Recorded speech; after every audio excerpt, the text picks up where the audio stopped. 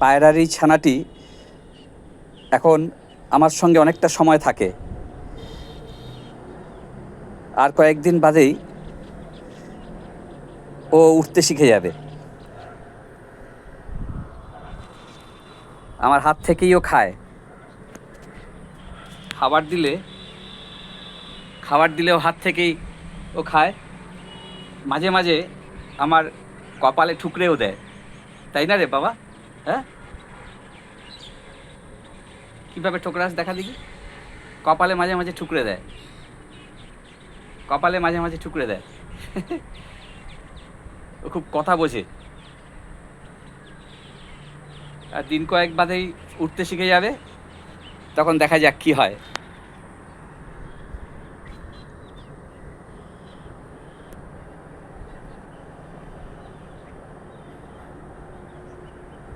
একটু ডেকে শোনা, কুই কুই করে কেমন ডাকিস? ডাক, একটু ডাক, ডাক, কুই কুই করে ডাক।